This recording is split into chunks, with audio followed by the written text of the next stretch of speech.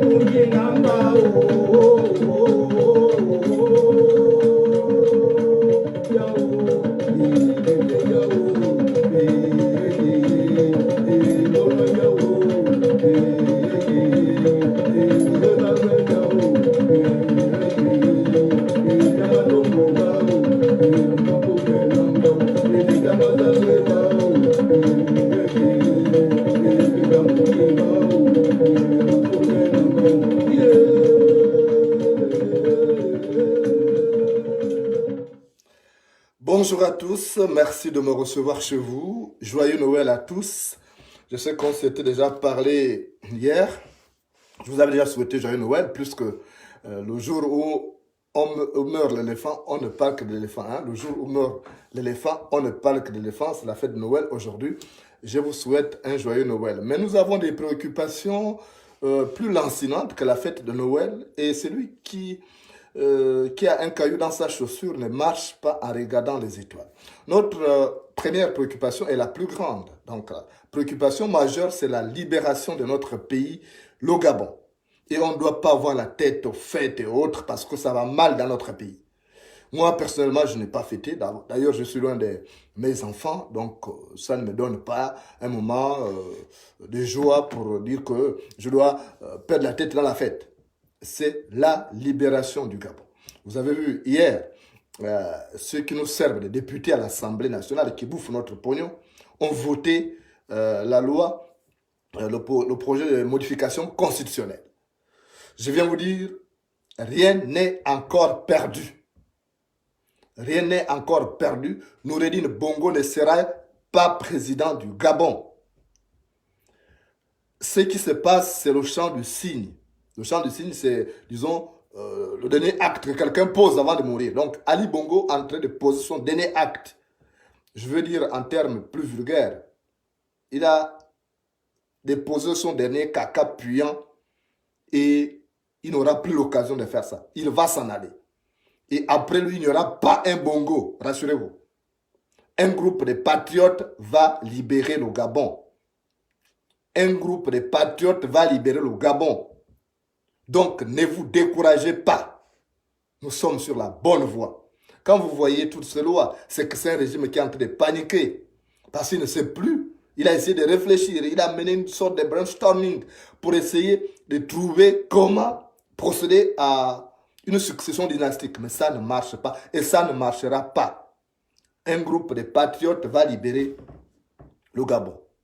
Et je crois que je ferai partie de ces groupes-là parce que je ne me décourage pas. À chaque fois que le régime obsolète et corrompu d'Ali Bongo a posé des actes pour développer de nouvelles survivances, de mon côté, j'ai souvent réfléchi et partagé justement ces pensées avec les patriotes. Parce que dans ce pays qu'on appelle le Gabon, il y a des gens qui sont mus par cette volonté de transformer le rictus de peine en sourire de joie. Tout le monde n'est pas corrompu dans ce Gabon. Il y a des gens qui aspirent à un Gabon nouveau. Il y a des gens qui mènent ce combat en mettant en avant l'intérêt général. Et ce sont ceux-là qu'on appelle des patriotes. Et c'est avec ces patriotes que nous allons libérer le Gabon. Vous allez être surpris dans les prochains jours. Parce que vous allez voir un groupe de patriotes monter au créneau. Un groupe de patriotes fixer le cap. Tout ce qu'on vous demande, c'est de suivre ces patriotes. Ne suivez pas le distracteur, on vous l'a dit.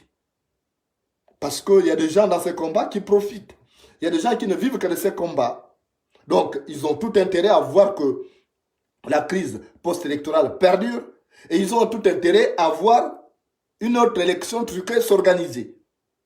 Parce que nous, on ne parle pas. Un vrai patriote, un vrai Gabonais ne peut pas parler d'aller aux élections là maintenant. Dans ces conditions, avec les mêmes institutions.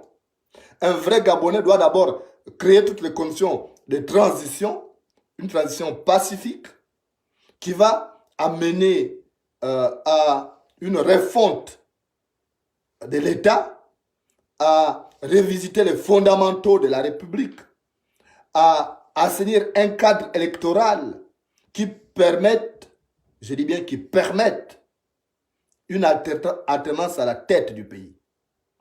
Ce ne sont pas les gens qui vous disent qu'on va aux élections. Ceux-là, il faut comprendre leurs problèmes. Il ne faut pas leur tenir la dragée haute parce que c'est des gens qui ne vivent que de l'argent de la campagne, l'argent de la politique. Ils n'ont pas d'autre boulot. Donc, il faut comprendre leurs problèmes. On ne peut pas aller aux élections maintenant là. Donc, ne perdez pas espoir. Nous allons réunir toutes les conditions pour faire tomber cette dictature. Nous mettrons toute notre volonté, toute notre énergie. Il y a des gens qui aiment ce pays. J'ai le plaisir de vous annoncer que j'ai eu un entretien téléphonique, un long entretien téléphonique ce matin avec Madame Colette Rebouka, qui est une mère, qui est l'une des pionnières dans la lutte, dans ce combat. Vous connaissez Madame Rebouka, elle a été avec les femmes commando. Elle a toujours affirmé ses convictions. Moi, je l'ai découverte à travers Africa numéro 1. Elle est passée régulièrement au journal Les Auditeurs.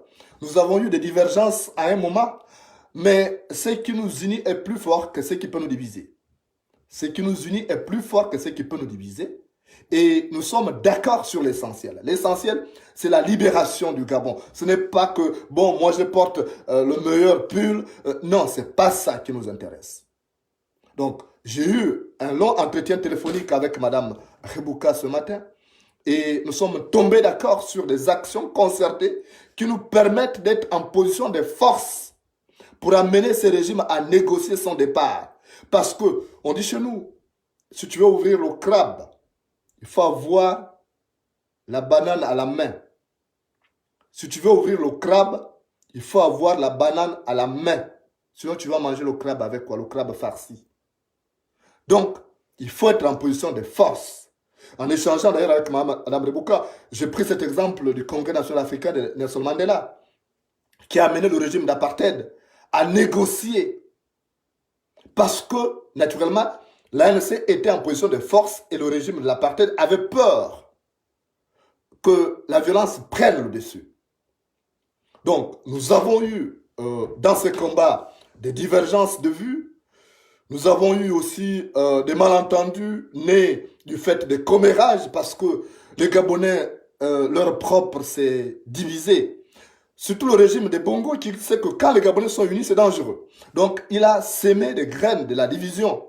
Mais il y a des gens qui ont des esprits spitants, donc qui n'acceptent pas. Madame Rebouka fait partie certainement de ces personnes-là qui ont ces esprits spitants. C'est incontestable d'ailleurs. Donc, on a compris l'essentiel. L'essentiel, c'est notre pays. Il n'y a pas que Mme Rebouka, vous serez surpris. Il y a d'autres patriotes qui sont derrière, qui sont tapis dans l'ombre et qui vont apparaître parce que nous avons l'obligation des résultats. Le peuple gabonais ne nous pardonnera pas notre apathie, notre esprit de division.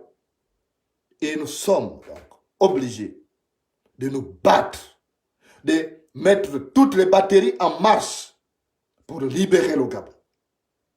Et je sais compter sur la bonne foi de Mme Rebouka, parce que nous sommes en fin d'année, une nouvelle année va commencer, nouvelle année, nouvelle résolution, nouveau départ. Et ce qui nous intéresse plus ici, c'est l'avenir du Gabon.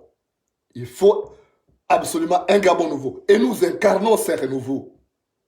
Donc, ceux qui vous parlent d'aller aux élections, laissez-les. Ce sont des gens qui aiment les périodes électorales parce que les périodes électorales, c'est le printemps des opportunistes. Ils veulent parler, ils veulent manger un peu. L'argent de la campagne, l'argent du Gabon ne sort que pendant les périodes électorales. Il faut comprendre ça. Et je vous dis que dans cette histoire, il n'y a pas, tout le monde n'a pas cet esprit de patriotisme. Parce qu'il y a des gens qui n'étaient rien au Gabon. Ils sont venus en Europe pour se chercher. Ils ont du mal à trouver des repères. Donc, ils vivent de l'argent de la politique. Il faut comprendre ça. Mais des gens comme Mme Rebouka et bien d'autres travaillent. Ils n'ont pas à attendre les subsides. Donc, c'est avec ce groupe de patriotes, nous allons travailler. Nous allons faire en sorte que ce régime soit en position de force et négocie le départ. Nous n'allons plus céder à cet esprit de diversion. Je vous avais dit, et j'avais d'abord prévu que il y aurait tout ça, qu'on va diviser les gens, on va tout faire. Les esprits petits. Mais les grands se ressaisissent souvent. Les grands savent se rattraper. Ils savent reconnaître qu'ils sont tombés dans un piège. Et il faut vite sortir de là. Parce que quand tu tombes dans un feu, si tu tombes dans le feu, ne t'enroule pas là-dessus. Si tu tombes dans le feu, ne t'enroule pas dessus. Donc, nous allons nous battre. Je vous le dis seulement, soyez attentifs, ne vous découragez pas. Nous allons mettre des actions concertées. Nous allons tout faire. Nous allons vous surprendre.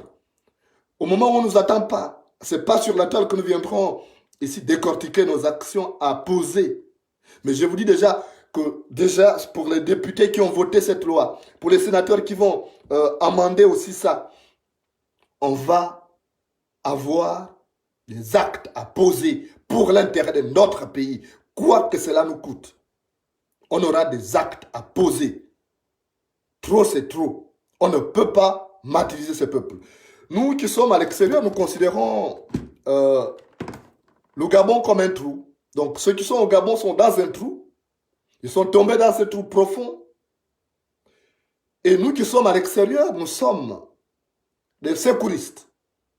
Donc c'est nous qui sommes à l'extérieur de lancer une corde pour repêcher ceux qui sont à l'intérieur. Et c'est ce rôle que nous allons faire. Parce que nous avons la possibilité d'être dans des États qui sont des États de droit, d'avoir donc la liberté d'expression, d'avoir un cadre légal sain qui puisse nous permettre de poser des actes qui permettent de libérer le pays, et nous allons poser ces actes. Nous vous demandons seulement de nous suivre. Nous savons où nous allons. Et ce qui compte pour nous, c'est le résultat final. Donc la libération du Gabon. Parce qu'on ne peut pas laisser. Quand on est un vrai Gabonais, je vous dis, quand on est un vrai Gabonais qui a d'attache avec la patrie et avec les ancêtres, on ne peut pas accepter ce qui se passe. Il n'y a que les Gabonais d'occasion. Ils sont nombreux et c'est même ceux-là qui font plus du ramdam aujourd'hui sur les réseaux sociaux. Les Gabonais d'occasion qui ont des pays de l'échange. Il n'y a que ceux-là qui peuvent se foutre de la situation du pays. Mais ceux qui n'ont que le Gabon comme terre ne peuvent pas accepter le bradage du Gabon. Moi, je n'accepterai jamais ça. D'ailleurs, mon esprit ne me permet pas d'accepter ce qui se passe aujourd'hui au Gabon. Donc, nous allons nous battre. Nous allons mettre toute notre énergie, toute notre volonté, tout notre patriotisme au service du Gabon. Ne vous découragez pas, on va vous surprendre positivement. Rien n'est perdu. Ce combat va prendre une autre tournure. Les actes que ce régime pose, les actes de provocation, appellent une réaction patriotique de notre part. Donc ne vous découragez pas. J'ai vu que beaucoup étaient déçus hier, mais c'était une issue attendue. Je vous dis, dans une assemblée comme celle qu'on a aujourd'hui, on ne peut pas du tout attendre un vote contre une loi initiée par le régime en place. Ce n'est pas possible. Ce n'est pas possible d'attendre, parce que là où la grenouille est juge, le crapaud ne perd pas de procès. Là où la grenouille est juge, le crapaud ne perd pas de procès. Donc vous n'avez pas à vous décourager. C'est le contraire qui vous aurait surpris. Si les députés du PDG avaient voté contre, ça aurait été une surprise. Alors, nous réagissons, nous réfléchissons. Nous n'allons pas venir dévoiler toutes les stratégies, mais vous verrez qu'on va organiser une émission conjointe demain. On va organiser un grand balcon demain avec des patriotes et nous allons définir l'orientation de ce combat. Nous allons lancer un appel aux Gabonais parce que sachez que c'est vous qui nous donnez la force de combattre. Parce que les tam-tams encouragent nos danseurs. Tant que vous serez là pour soutenir ces actions, d'une manière ou d'une autre, nous serons là pour nous battre pour vous. Vous qui êtes au Gabon, ne perdez pas espoir. Vous qui êtes à l'extérieur, rien n'est perdu.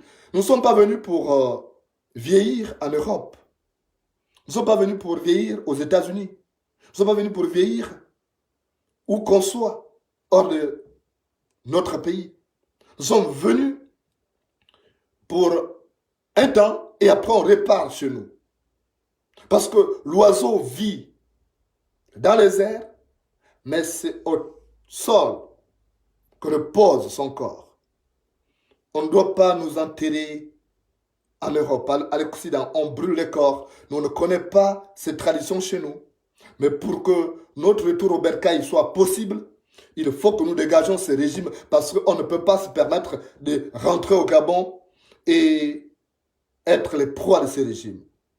La souris ne va pas danser au salon du chat. La souris ne va pas danser au salon du chat. Donc, nous allons nous battre pour que ces pays se libèrent. Ceux qui sont jusque-là dénués de cette empathie doivent se réviser. Ils doivent réviser leur comportement.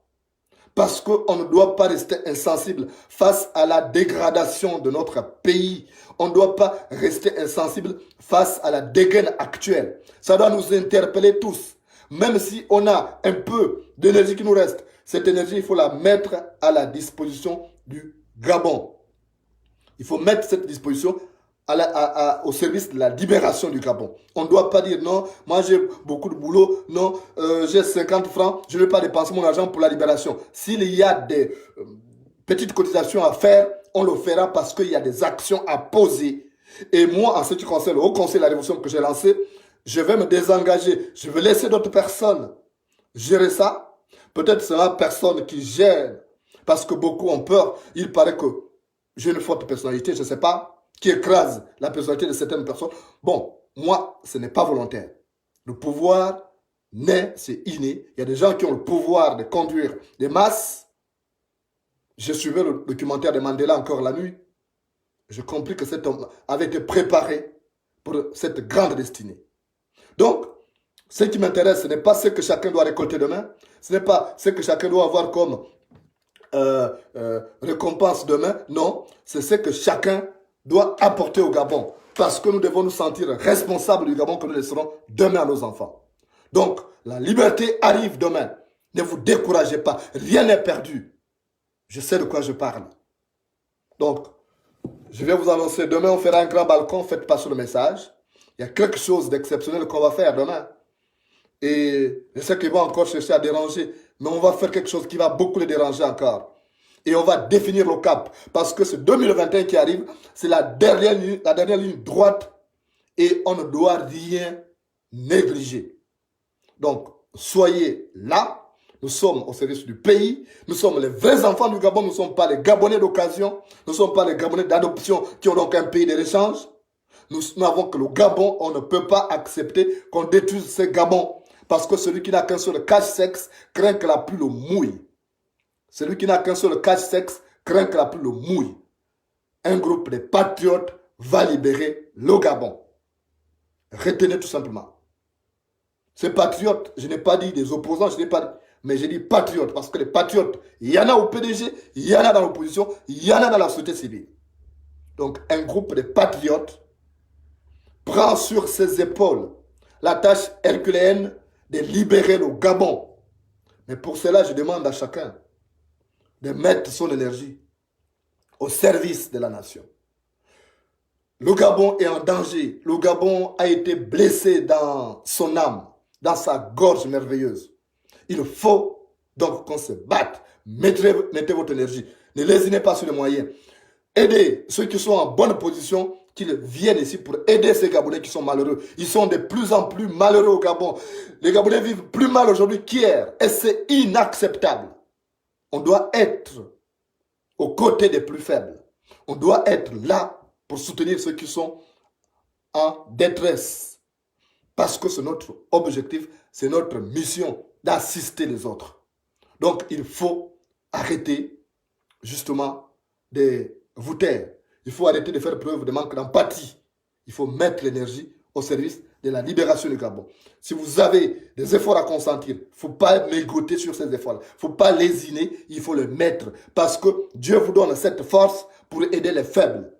Quand Dieu vous a donné une force, ce n'est pas pour écraser les faibles, c'est pour aider les faibles. C'est pour poser une main fraternelle sur l'épaule de chaque compatriote qui est en danger. Et ça doit être notre sacerdoce. Je vais d'ailleurs vous raconter une petite histoire que m'avait raconté mon grand-père sur le clair de lune.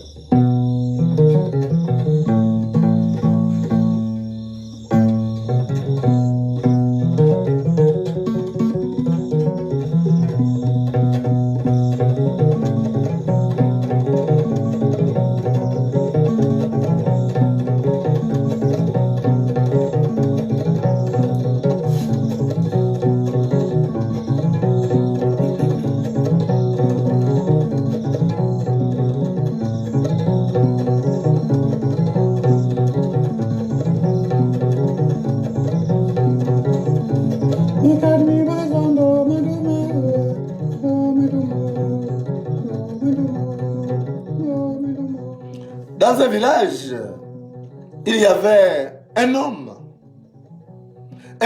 qui était bon, mais comme la vie est une route qui a beaucoup d'inconnus, cet homme avait perdu ses privilèges et il est devenu malheureux, comme le sont aujourd'hui les Gabonais. Cet homme avait perdu sa femme. Ses enfants l'avaient quitté. Parce que souvent, les gens qui ont des bons cœurs ne sont pas forcément les plus récompensés. Et cet homme était devenu malheureux. Il était devenu un pauvre air. Alors que lui, il était gentil. Au bon moment, il aidait tout le monde. C'était un grand chasseur. Il avait vieilli, il avait perdu la femme. Tout le monde l'avait abandonné, même ses propres enfants. Et il était devenu donc un mendiant presque. Il dormait à la belle étoile, il n'y a plus de maison. La tempête avait rasé sa maison. Il dormait dehors, à la belle étoile. Personne ne l'avait recueilli malgré son cœur. Et il dormait sur un banc public. Même en pleine saison sèche, il fait froid. Il n'avait que ses guenilles comme couverture. Et il y avait une femme riche qui avait observé la scène. Cet homme s'appelait Mumbina. Et donc il avait vu Mumbina, elle avait vu Mumbina toujours en train de dormir là quand elle passait tard. Elle était la femme d'un richissime homme d'affaires. Elle dit, mais pourquoi cet homme-là dort comme ça? Pourquoi il est devenu malheureux alors que c'est quelqu'un qui aidait tout le monde?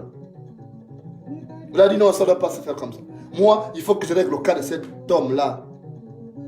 Parce que j'ai la possibilité d'aider les gens qui sont faibles.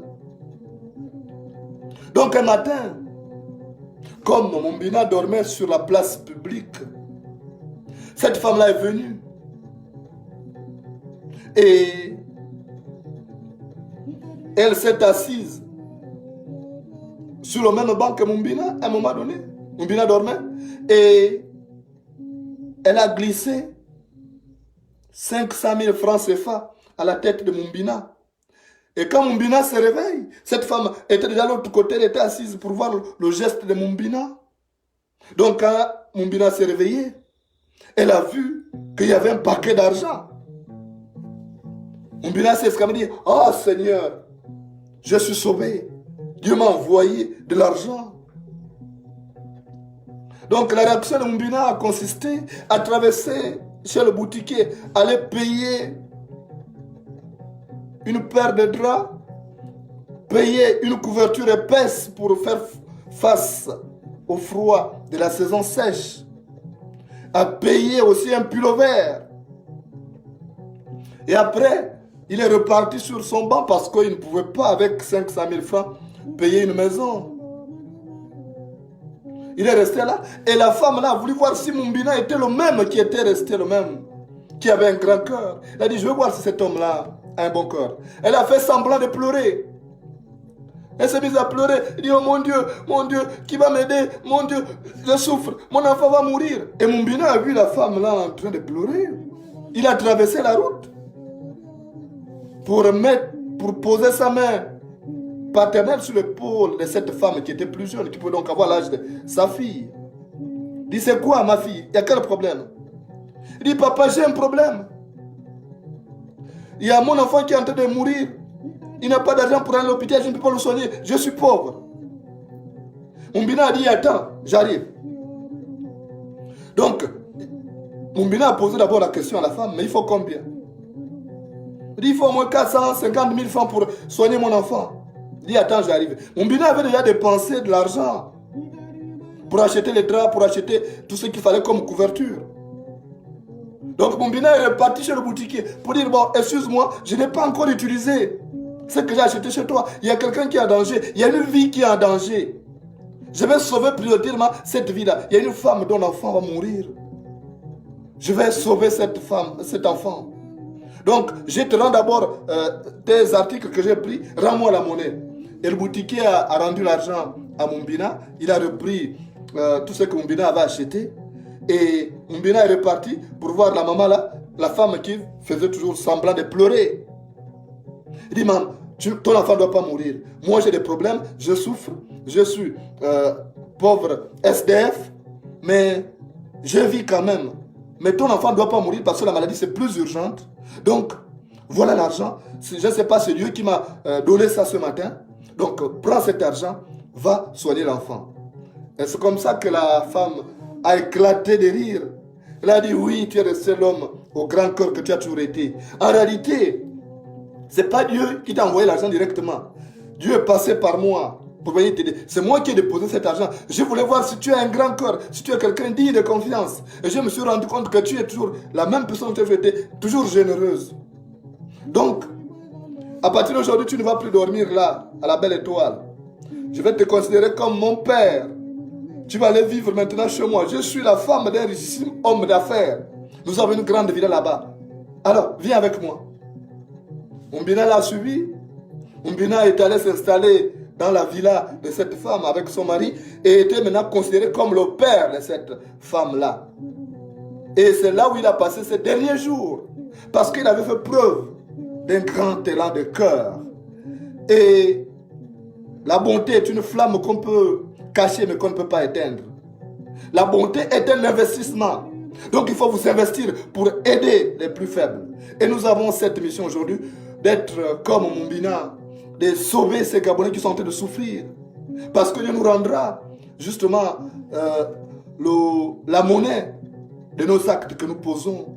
Même si ce n'est pas nous, ce sera nos enfants. Il faut toujours faire preuve de bon cœur pour sauver ceux qui sont faibles. Vous avez vu que Mumbina, grâce à son cœur, est sorti de l'abîme pour aller passer ces derniers jours dans une maison huppée. Parce que la vie est faite ainsi.